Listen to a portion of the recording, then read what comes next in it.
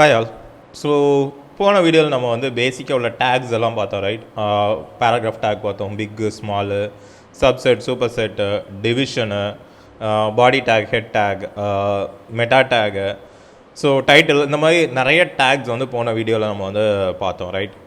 இந்த வீடியோவில் நம்ம என்ன பண்ண போகிறோம் அப்படின்னா, ஒவ்வொரு டேகையும் நம்ம எப்படி ஸ்டைல் பண்ணுறது அப்படின்னு பார்க்க போகிறோம். ஓகே, ஸோ முன்னாடியே பார்த்துருக்கோம், ஒரு டேக் அப்படின்னா அந்த டேகுக்கு நிறையா ப்ராப்பர்ட்டிஸ் நம்ம பாஸ் பண்ண முடியும் அப்படின்னு சொல்லிட்டு. ஓகே, அண்ட் போன வீடியோவில் நம்ம என்ன பண்ணோம், ஒரு டிவ் அப்படின்னு சொல்லிட்டு ஹெட்டில் வந்து ஒரு ஸ்டைல் எழுதணும், ஞாபகம் இருக்கா? ஸோ ஸ்டைல் அப்படின்னு சொல்லிட்டு ஒரு டேக் கொடுத்துட்டு இதுக்குள்ளே வந்து நம்ம வந்து டிவ் அப்படின்னு சொல்லிட்டு ஒரு ஸ்டைல் கிளாஸ் எழுதணும். அண்ட் ஸோ இதுக்கு வந்து பேக்ரவுண்ட் கலர் அப்படின்னு சொல்லி கொடுத்துட்டு நமக்கு என்ன கலர் வேணுமோ அந்த கலரை சூஸ் பண்ணிக்கிட்டோம். ஓகே, ஸோ இந்த மாதிரி நம்ம வந்து ஒரு ஸ்டைல் எழுதணும். அந்த ஸ்டைல் வந்து நம்மளுடைய டிவ்வில் போய் ரிஃப்ளெக்ட் ஆச்சு.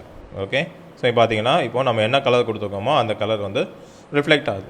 ஸோ இதை வந்து நீங்கள் மொத்தமாக தான் கொடுக்கணுமா அப்படின்னு கேட்டால் கிடையாது. ஓகே, ஸோ இப்போ நான் என்ன பண்ணுறேன், இதே ஸ்டைலை வந்து இங்கே ரிமூவ் பண்ணிவிட்டு ஒவ்வொரு காம்பனண்ட் பை காம்பனண்ட்டாக கொடுக்கலாம். ஓகே, நான் ஸ்டைலிங்கில் வந்து நிறைய ஆப்ஷன்ஸ் இருக்குது. ஜஸ்டிஃபை பண்ணுறது, லெஃப்ட்டு, ரைட்டு, கலரு, அதோட ஷேப் கொடுக்குறது, ஃபாண்ட் சைஸு, பிக்சல், இந்த மாதிரி நிறைய இருக்குது. ஸோ இப்போது இந்த வீடியோ நம்ம என்ன பண்ண போகிறோம் அப்படின்னா, ஸ்டைல் அப்படிங்கிறது ஒரு ஆப்ஷன் இருக்குது.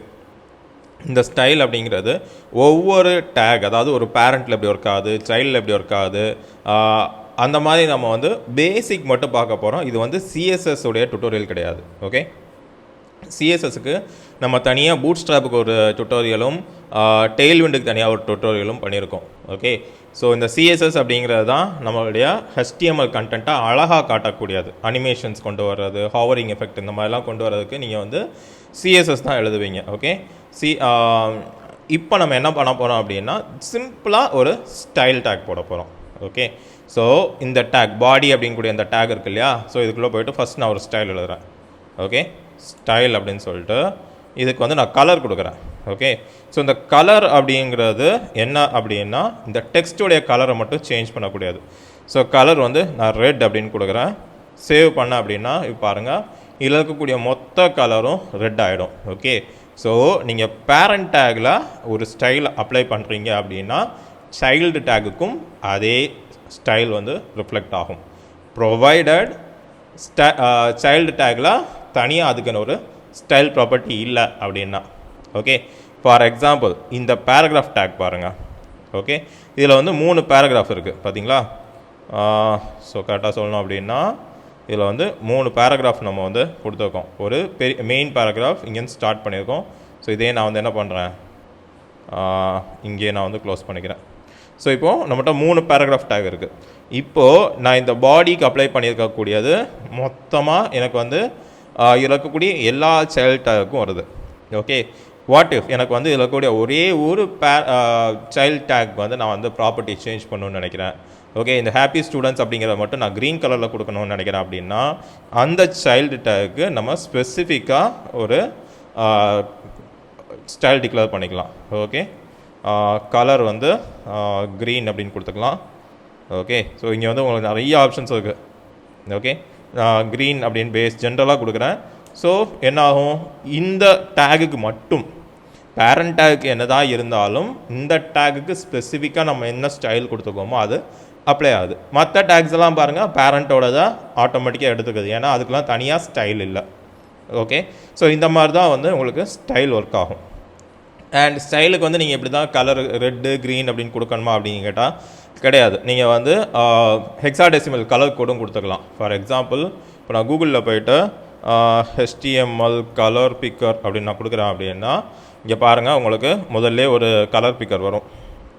நீங்கள் போய்ட்டு உங்களுக்கு என்ன வேல்யூ வேணுமோ அந்த வேல்யூ நீங்கள் சூஸ் பண்ணிக்கலாம். ஓகே, ஸோ இப்போ இதை நான் காப்பி பண்ணிக்கிறேன். இந்த இடத்துல நான் க்ரீனுக்கு பதிலாக இந்த கோடை நான் பேஸ்ட் பண்ணேன் அப்படின்னா கூட எனக்கு இங்கே அந்த கலர் வந்து எஃபெக்ட் ஆகிக்கும். ஓகே, ஸோ எனக்கு தேவையான கலர் நான் வந்து இங்கே வந்து சூஸ் பண்ணிக்க முடியும். ஓகே, இதை டார்க் ஆக்கணும் அப்படின்னா டார்க் ஆக்கிக்கலாம். ஸோ கலர் நம்ம வேரி பண்ணி பார்க்கலாமே. ஓகே, ஸோ இந்த மாதிரி வந்து உங்களுக்கு ஆப்ஷன் இருக்குது. ஸோ இது வந்து நான் ஐடி யூஸ் பண்ணுறதுனால எனக்கு இந்த ஆப்ஷன் வருது. நான் ஹவர் பண்ண உடனே எனக்கு இந்த பிக்கர்லாம் வருது. நார்மலாக நீங்கள் வந்து ஜஸ்ட் சப்ளைம் டெக்ஸ்ட் மட்டும் யூஸ் பண்ணீங்க அப்படின்னா அந்த கலரிங்க்கு வந்து இந்த ஆப்ஷன்ஸ் எல்லாம் வராது. ஓகே, அண்ட் ஒரு ஸ்டைல் தான் கொடுக்க முடியுமா அப்படின்னு கேட்டால் கிடையாது. இந்த ஸ்டைல் டேக்கில் நீங்கள் எத்தனை நாளும் கொடுத்துக்கலாம். இப்போ இந்த பேராகிராஃபுக்கு வந்து நான் ஒரு பேக்ரவுண்ட் கொடுக்குறேன்னே, பேக்ரவுண்ட் கலர் அப்படின்னு சொல்லிட்டு இன்னொரு ஆட்ரிபியூட் கொடுக்குறேன். பேக்ரவுண்ட் கலர் வந்து ரெட் அப்படின்னு கொடுக்குறேன். ஓகே, ஸோ இப்போ என்ன ஆகும், இந்த பேராகிராஃபுக்கு வந்து பேக்ரவுண்ட் வந்து ரெட் கலரில் சேஞ்ச் ஆகிடும். ஓகே, ஸோ இந்த மாதிரி ஒரு ஸ்டைல் பண்ணும்போது நீங்கள் வந்து மல்டிபிள் ஆப்ஷன்ஸ் வந்து நீங்கள் யூஸ் பண்ணிக்கலாம். ஓகே, இதை நான் க்ளோஸ் பண்ணிக்கிறேன். ஓகே, ஒரே ஸ்டைல் காம்போனண்ட்டில் வந்து நீங்கள் வந்து மல்டிபிள் ப்ராப்பர்ட்டிஸ் கொடுத்துக்கலாம். அண்ட் ஸ்டைல் வந்து நார்மலாக வந்து இந்த மாதிரி நம்ம இண்டிவிஜுவல் டேகுக்கு எழுதுவோமா அப்படின்னு கேட்டால் மோஸ்ட் ஆஃப் த டைம் பெரிய வெப்சைட்ஸெல்லாம் அந்த எழுத மாட்டோம். ஓகே, என்ன பண்ணுவோம் அப்படின்னா ஸ்டைல் எல்லாத்தையுமே ஒரே ஒரு CSS ஃபைலாக வந்து நம்ம வந்து நோட் பண்ணி வச்சுட்டு அதில் இருக்கக்கூடிய அந்த ஃபங்க்ஷன்ஸ் நம்ம முன்னாடி கால் பண்ணோம் இல்லையா. இப்போது ஸ்டைல் டேக்குள்ளே டிவ் அப்படின்னு சொல்லி எழுதிட்டு அந்த டிவ்வை வந்து நம்ம எலமெண்ட்டில் கால் பண்ணிக்கிட்டோம் இல்லையா, அந்த மாதிரி கால் பண்ணிக்குவோம். ஸோ இதுக்கு வந்து நிறைய ஆப்ஷன்ஸ் இருக்குது. ஸோ இப்போ கூகுளில் போய் பார்த்தீங்கன்னா பூட்ஸ்ட்ராப் அப்படின்னு சொல்லிட்டு ஒரு செட் இருக்குது. இந்த பூட்ஸ்ட்ராப் என்ன பண்ணும் அப்படின்னா உங்களுக்கு ப்ரீ டிஃபைன்டாக நிறைய வெப் டெவலப்பர்ஸ் வந்து ப்ரீ டிஃபைன்டாக நிறைய கோட்ஸ் வந்து கொடுத்து வச்சுருப்பாங்க. இதை நான் இப்போ மேக்ஸிமைஸ் பண்ணி காட்டுறேன். ஓகே, ஸோ இதை வந்து நீங்கள் வந்து இதை யூஸ் பண்ணி உங்களோட வெப்சைட்டில் வந்து நிறையா அனிமேஷன்ஸ், நிறையா ரெஸ்பான்சிவ் கலர்ஸ் அண்ட் என்ன சொல்கிறது ரெஸ்பான்சிவ் ஆக்ஷன்ஸ் நிறைய பண்ண முடியும். ஓகே, அதே மாதிரி இன்னொன்று இருக்குது டெயில் விண்ட் அப்படின்னு சொல்லிட்டு இந்த டெயில் விண்டும் அதே மாதிரி தான், பூட்ஸ்ட்ராப் மாதிரியே தான். ஓகே, இதெல்லாம் கொஞ்சம் பாப்புலரான வெப் டிசைனிங். ஸோ இங்கே பார்த்தீங்கன்னா தெரியும், இந்த டெயில் விண்ட் வந்து நீங்கள் கோடு எழுத எப்படி வந்து உங்கள் வெப்சைட்டில் வந்து இமேஜெல்லாம் டிஸ்பிளே ஆகுது அப்படின்றதெல்லாம். ஓகே, ஸோ இங்கே ரைட் ஹேண்ட் சைடில் பார்த்தீங்கன்னா ஒரு கோடோட அனிமேஷன் ஓடுது.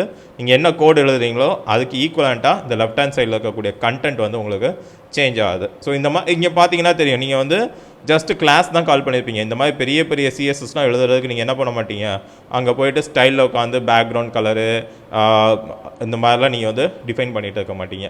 ஸோ இது எப்படி பண்ணுறது அப்படின்னு சொல்லிட்டு நம்ம தனியாக ஒரு பிளேலிஸ்ட் வச்சுருக்கோம். ஓகே, ஸோ இப்போ ஜஸ்ட் நீங்கள் அண்டர்ஸ்டாண்ட் பண்ணிக்க வேண்டியது இந்த ஸ்டைல் எப்படி ஒர்க் ஆகுது அப்படிங்கிறது தான்.